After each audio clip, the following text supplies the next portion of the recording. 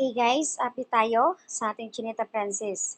Kasalukuyang walang update si Kimi sa kanyang social media account at ito ay hinahanap ng karamihan, especially sa mga Kim Pao fans dahil walang update sa kanyang IG story.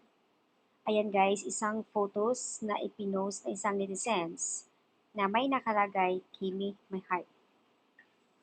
Tinagtad naman ang katanungan mga netizens at hinahanap kung saan si Kim Cho. Saang lugar ba ito? Sobrang ganda ni Kimi. 'Di ba ikaw din po yung nakakita ng shoot ni Paolo at Nadine? Ayon doon sa isang Kim Pao couple forever. So, nasa Paris po ba si Kimi? Question mark. Or aatin ba sa Paris Fashion of the Week? Saan po ba si Kimi? Please, kasi alam ko ikaw lang po at Wonder uh, ang nakakaalam kung saan si Kimi. I think itong si Wonder na yung kanyang account dito sa X, sa Twitter, parang may connection sa Kim Pao, kaya tinanong ang karamihan. But anyway, ayon dito, thank you for this picture po. Sobrang nakakamiss si Kimi dahil wala siyang update. And question is, where is she? Nasaan po ba si Chinita Princess? Pero baka andoon ba sa province nila or nasa France? Pero ang ganda ng background. Thank you, grabe ang tagal na namin din nakikita si Princess, nakakamiss, sobra. Ito ha, may nag-comment. Dahil doon sa tanong ng isang netizens, nasaan po ba itong lugar na ito na tinayuan ni Kim Cho?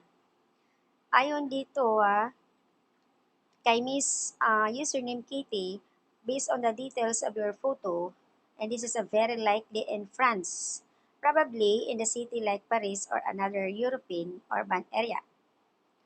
Here is why. The green cross sign behind is well known, a symbol of pharmacy Europe, especially in France, where it's called pharmacy.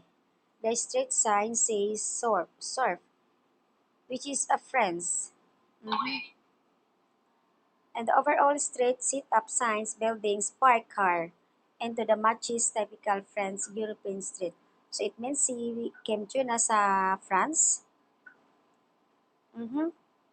So the exact spot can't be pinpoint from this photo alone, but the country is almost certainly in France. So kayo na po ang bahala mag-analyze or mag-isip. Basta itong area na ito na tinayuan ni Kim Cho, ayon doon sa mga background at sa kanyang view, ay nasa France, European street scene. Lo, OMG! Ibig sabihin nasa France si Kimi. Galing naman itong mga to. So, ayan guys, baka nga may pinag-uusapan sila ni Papi dahil kasalukuyan nga si Paulo ay nasa France pa dahil doon sa movie nila na din Lost 3 at alam naman natin lahat na very supportive din si Kim sa mga ganap project ni Paolo Avellino. And also Paolo Avellino, supportive din sa mga project ni Kim Cho. Pareho naman silang dalawa na pag-uusapan nila yung mga yan. So, kung totoo man, congrats. And syempre happy kami lahat kung sakaling talaga nandoon na siya sa France. Dahil nakapagtataka lang ha, in fairness, ang daming naghahanap kay Kimi. Nakakapanibago syempre kahit sino naman. Kaya itong photos na ito, sobrang ang daming na-excited. Nagtatanong lahat kung saan talaga. Nagpapasalamat sa halip ang mga netizens dahil sa photos na ito at doon sa describe sa kanyang pinagtatayuan. OMG, Slay Kimi. Well, the girls is in France, ended.